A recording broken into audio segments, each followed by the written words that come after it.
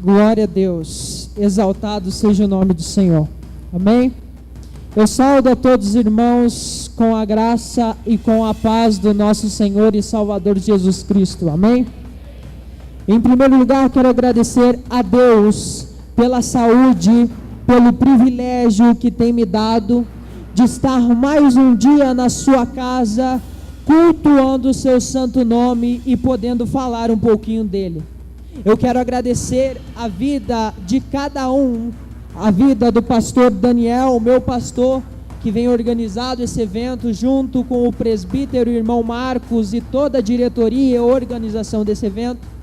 Quero agradecer também a vida do pastor Luciano, da igreja Rosa de Saron. Quero agradecer a vida do pastor Alex de Jesus, pastor Ademar, pastor Undina, a Michele, enfim, todos que vieram neste lugar com fome, comer do pão da vida e com sede, beber da água da vida. Você que veio buscar Deus, eu tenho uma boa notícia, você veio ao lugar certo. Glória a Deus. Também quero agradecer a vida do preleitor oficial dessa noite, pastor Júnior Trovão, que já está conosco. Se coloque em pé, por favor. Glória a Deus. Daqui a alguns minutos, palmas para Jesus, amém?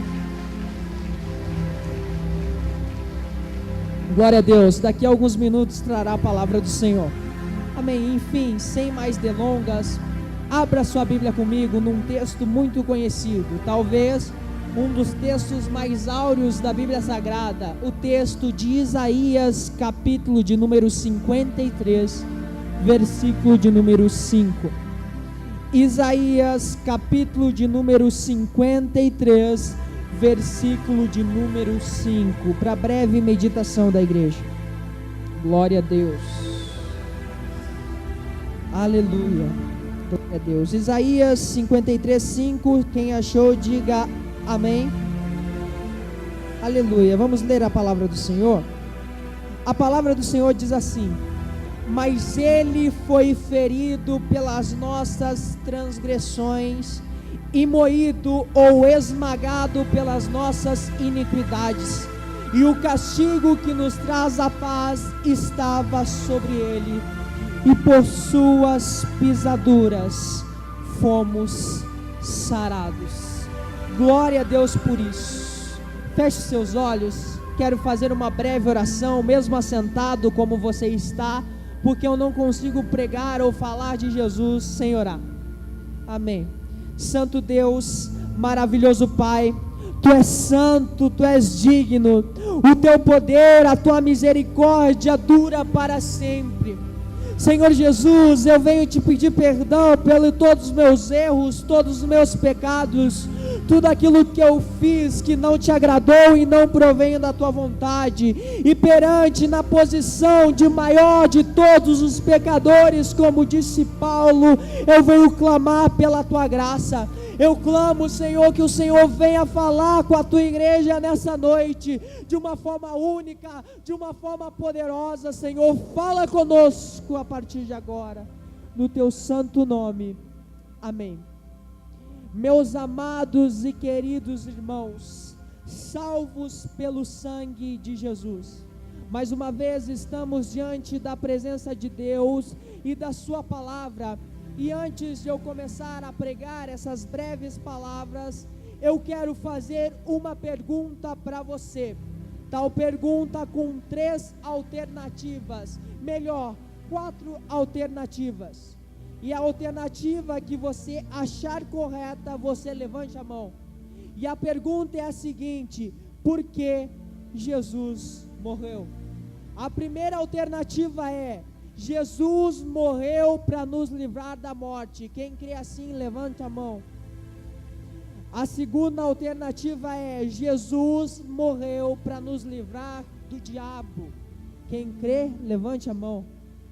A terceira alternativa é: Jesus morreu para nos livrar do pecado. Quem crê, levante a mão.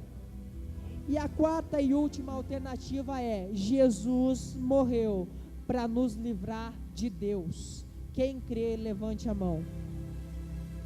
Amém. E é exatamente isso que eu quero falar. Jesus morreu para nos livrar de Deus. Exatamente isso que eu quero pregar para você. Jesus morreu para nos livrar de Deus. Pois bem, estamos diante do livro do profeta Isaías, o livro do profeta messiânico, tal livro que é rico, cheio de revelações profundas, onde nenhum outro vai escrever o que Isaías escreveu, pois Isaías teve uma visão como nenhum outro teve acerca de Jesus. Por isso a teologia vai classificar Isaías como o profeta messiânico, exatamente pela sua intimidade com o Mashiach, com o Messias de Israel. E se pararmos para lermos e avaliarmos o livro do profeta Isaías, nós ficamos horas e horas lendo e vendo essas revelações profundas que nos levarão ao céu, de tão ricas são essas revelações. Por exemplo, 700 anos antes de Jesus nascer, Isaías vai revelar as duas naturezas de Cristo. Ele vai revelar aquilo que estamos acostumados a pregar, aquilo que estamos acostumados a cantar. Ele vai dizer que uma virgem ia conceder e irá dar à luz a um menino, e esse menino se chamará Emanuel. Isaías capítulo de número 9, versículo de número 6 vai dizer que um menino nasceu e um filho se nos deu. Preste atenção, Isaías vai dizer que um menino nasceu e um filho se nos deu. Isaías não vai repetir a primeira expressão apenas para enfatizar o primeiro trecho, não. Pois ele está dizendo que um menino nasceu, e esse menino nasceu como Deus, e um filho se nos deu. Melhor, um menino nos nasceu como homem. O homem precisa nascer, mas o filho, ele é dado à terra. Ou seja, ele vai dizer que um menino nasceu como homem, e um filho foi dado como Deus. Ele vai revelar que Jesus era 100% homem e 100% Deus. Mas ele não vai parar por aqui não.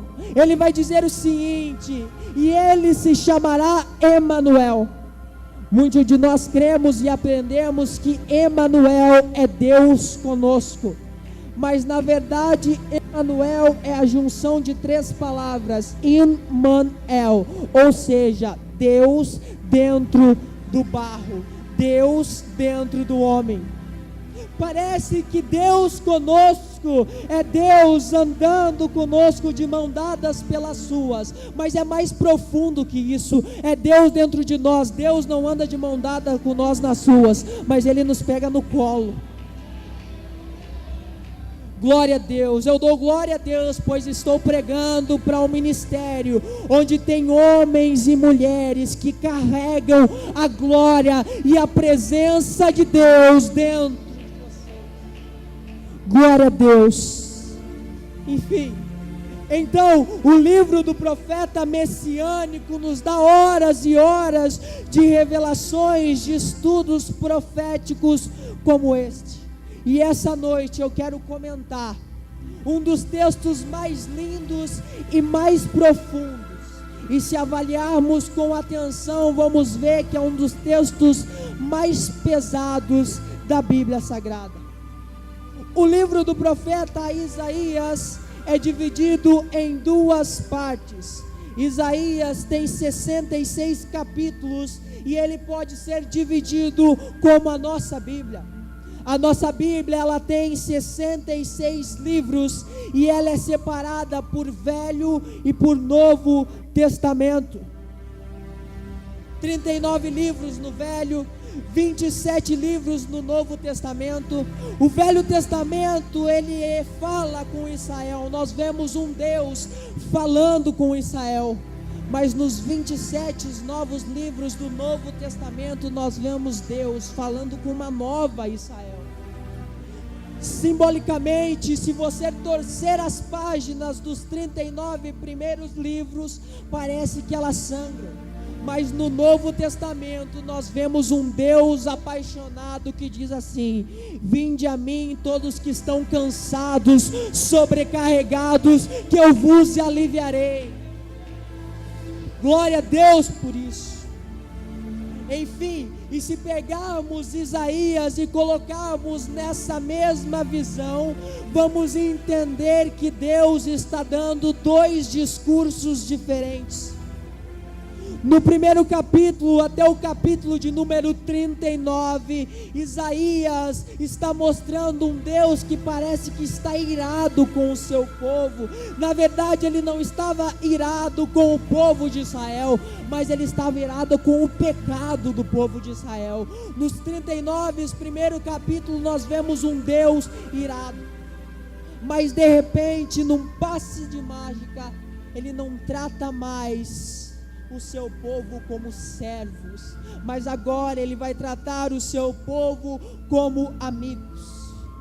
Então, do capítulo de número 40 para frente, nós vemos um Deus apaixonado.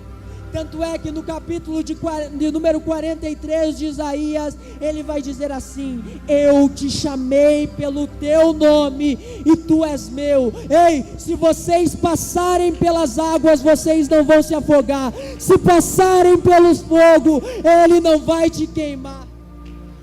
Nós vemos um discurso de um Deus apaixonado. A história de Isaías é muito linda, pastor Daniel. A história de Isaías é linda assim como o seu livro, pois no capítulo de número 6 há uma grande transformação na vida de Isaías. Antes do capítulo de número 3, capítulo de número 6, Isaías tinha uma mensagem que era a seguinte: ai de ti que peca, ai de ti que adultera, ai de ti que vai perecendo. Mas a partir do capítulo de número 6, pastor Júnior Trovão, Isaías tinha perdido o seu rei Uzias, mas quando ele diz eu perdi meu rei, Deus fala assim: olha para cima, Isaías. No capítulo de número 6 começa assim: no ano que morreu o rei Uzias, eu vi o Senhor assentado sobre um alto e sublime trono. Como eu recém disse, antes deste capítulo ele dizia: ai de ti que peca, ai de ti que é adúltero, mas agora ele vai dizer: ai de mim que vou perecendo. A mensagem dele vai mudar, pois agora ele enxerga Deus. E a partir de agora é uma nova história, novas profecias, uma nova pregação de Isaías. E eu repito, Isaías escreveu, Renato, o que ninguém escreveu, pois ele viu o que ninguém viu. Agora eu imagino Isaías debaixo de uma árvore, preparando o seu esboço para pregar em Israel. Mas de repente Deus o dá uma revelação, e começa a vir uma revelação em sua mente. Ele começa a enxergar o sofrimento do Messias, que viria 700 anos depois dele. Eu disse que todo o livro do profeta Isaías é muito profundo, e o capítulo de número 53 que lemos não é diferente disso. Essa revelação, ele vai escrever sobre o sofrimento do Messias que viria depois dele. E Deus começa a falar agora com o profeta Isaías, e ele começa a escrever o seguinte: quem deu crédito à nossa pregação, e quem se manifestou o braço do Senhor, por quem foi subindo como um renovo perante ele, e como raiz de uma terra seca, não tinha beleza nem formosura, e olhando nós para eles, não havia boa aparência, para que desejássemos. era desprezado e o mais rejeitado entre os homens, homem de dores e experimentado nos trabalhos, e como um de quem os homens escorriam o rosto, ele foi desprezado e não fizemos causa algum dele. Verdadeiramente ele tomou sobre si as nossas enfermidades e as nossas dores ele levou sobre si, e nós o sepultamos por aflitos, feridos de Deus e oprimidos. E finalmente o capítulo 5 que a gente deu, ele fala o seguinte: mas ele foi ferido por causa das nossas transgressões, moído ou esmagado por causa das nossas iniquidades, e o castigo que nos traz a paz estava sobre ele, e por suas pisaduras fomos sarados. Enfim, eu quero enfatizar uma expressão desse versículo, que é a seguinte: ele foi moído, melhor, ele foi esmagado. Mas, Roberto, por que Jesus foi esmagado? Quem esmagou Jesus? É interessante observar que Deus, ele não está virado com o seu povo, ele está virado contra o pecado do seu povo. No Antigo Testamento nós vamos ver por 600 das vezes que Deus estava irado. E existe uma expressão no Antigo Testamento que eu gosto muito, que é a seguinte: que a mão pesada de Deus caía sobre os pecadores. E o resultado dessa mão pesada caindo sobre os pecadores era muito sofrimento físico sobre aqueles que pecavam e a morte. Em Romanos capítulo 6, versículo 23 diz: o salário do pecado é a morte. A mão de Deus caía sobre os pecadores e os matava, mais ou menos. A mão de Deus caía e os matava. A mão de Deus estava caindo sobre os pecadores e os dando muito sofrimento físico e os matando. E quando Jesus vem para essa terra, a mão de Deus não cai sobre Jesus, mas a mão de Deus não apenas cai sobre Jesus, mas o texto vai dizer, pastor Júnior Trovão, que a mão de Deus esmaga Jesus. Mas você pode fazer uma afirmação correta dizendo: mas Jesus não tinha pecado, a mão de Deus caía sobre os pecadores, Jesus não poderia ser esmagado por Deus. Mas no entanto, 2 Coríntios, capítulo de número 5, versículo de número 21 diz o seguinte: aquele que não conheceu o pecado, se fez pecado por nós. Pastor Daniel, aquele que não conheceu o pecado se fez pecado por amor a nós. Jesus agora, ele se desliga de si mesmo e toma para si todo o pecado da humanidade. E a palavra moído ou esmagado na tradução original é entendido como sofrimento ocasionado por violência humana. Jesus, ele se torna pecado, e esse pecado vai trazer muito sofrimento físico sobre ele, pastor Daniel, pois a mão de Deus começou a cair sobre Jesus, e a mão de Deus começa a cair sobre Jesus 700 anos depois do texto que lemos, num jardim chamado Getsemane, quando Jesus, ele entra num estado tão tenso, que ele entra, segundo a ciência, num estado de hematidose, começa a sair sangue de Jesus. Após isso, ele vai sofrer a pior de todas as dores, que é a dor da traição. Com uma turba enfurecida vinha pegar o nosso Jesus, quando Judas dá um beijo para saberem quem era Jesus. Vão vender o nosso Jesus por preço de cordeiro manco. Jesus vai ser julgado pelos pecadores por 6 vezes. E ele ainda estava sofrendo a traição, pois o seu povo, Jesus como judeu, o povo dele dizia: crucifique Jesus e solte Barrabás, crucifique-o, crucifique-o. E agora Pilatos, para aplacar a ira dos judeus, decide açoitar Jesus em praça pública. Jesus agora está seminu em praça pública, atado os seus braços, e ele vai apanhar de uma arma chamada azorrague.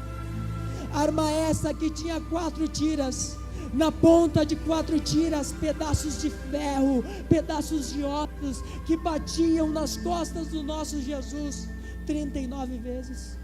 As primeiras batidas os cortavam, mas as outras batidas começaram a arrancar pedaços de sua pele e pegar as suas veias. Jesus começa a sofrer e começa a sangrar muito.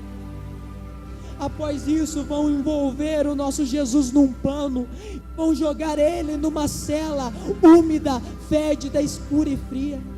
E pela manhã, quando tiram Jesus de lá, eles arrancam aquele pano, e aquele pano arranca pedaços da pele de Jesus, pois estava grudado por causa do sangue de Jesus.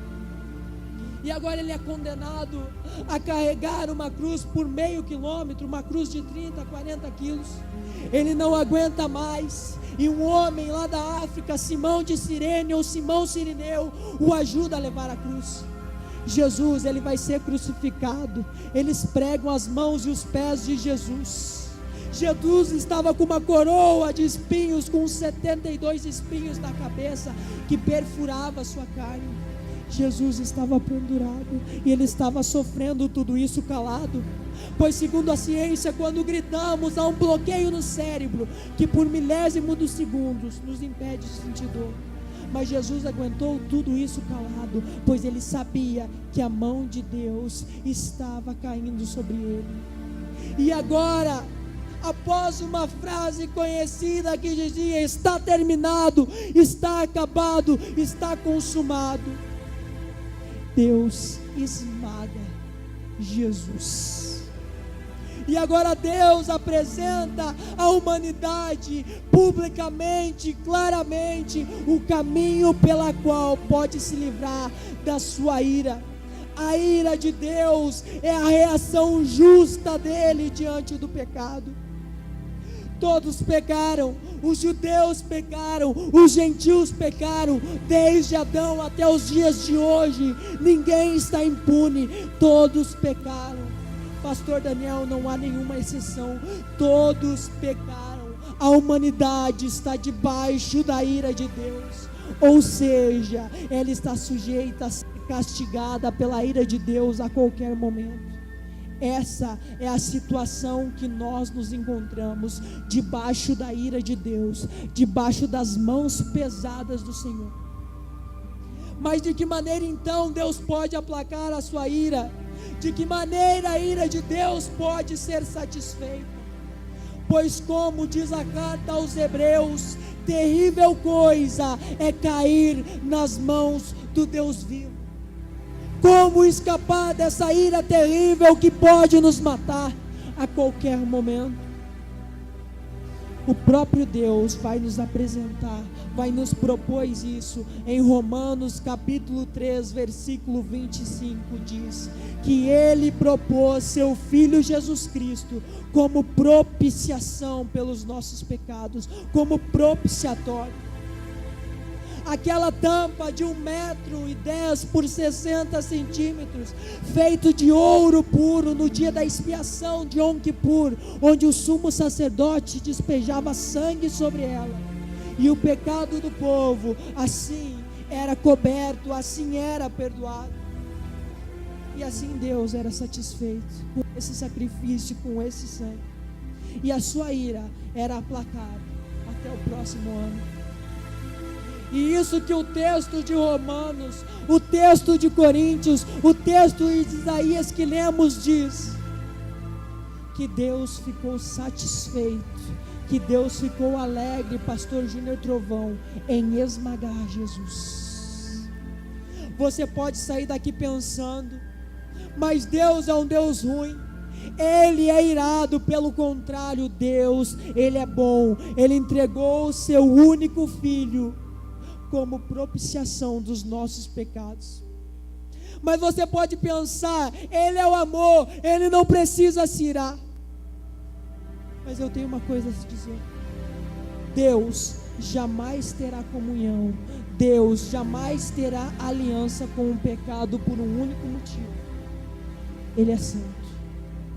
Deus, você não entendeu? Deus, Ele jamais terá aliança com o meu e com o teu pecado por um único motivo: Ele é santo. Deus é santo. Glória a Deus por isso.